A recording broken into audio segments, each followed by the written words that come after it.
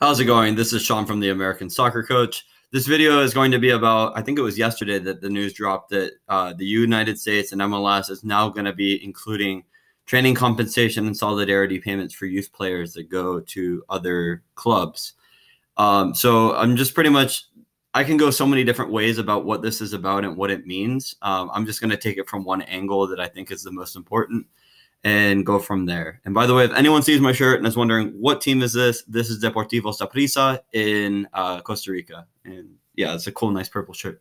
Anyway, so training compensation and solidarity payments, to make this video as short as possible, essentially what I think is going to happen now that this is in place is teams in Europe, for example, that take a risk. A lot of teams in Europe will take a risk on a young American player. And the reason that they take a risk on a young American player is if they get this player from an MLS academy, they're not paying anything unless that player has a professional contract with the team.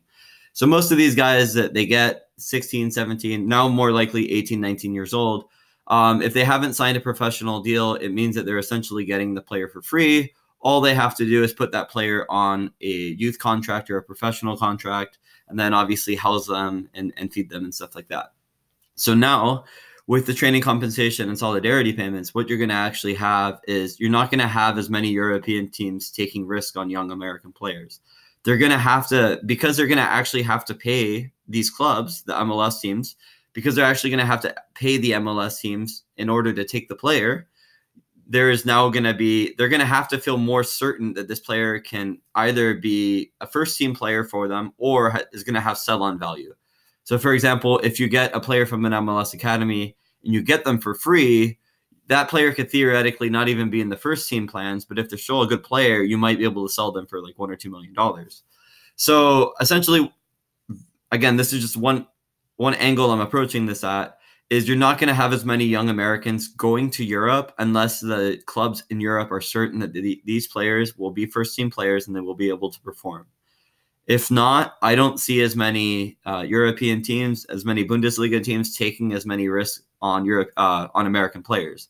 Because really, there's a very low risk of signing a player that you got for free. Because again, all you have to do is pay them a wage and you have to give them, housing. That's really it.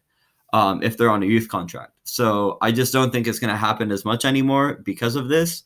And in a way, like, it is good that clubs are getting compensated for this. MLS clubs are getting compensated for the years that they put into developing these players. Now, in my opinion, it shouldn't just be MLS clubs that should be reaping the rewards of this. It should be all clubs, because most of these MLS clubs, they get their players from another youth team that's smaller, lower in the pyramid. So, but that's maybe for another video. Thank you guys for watching.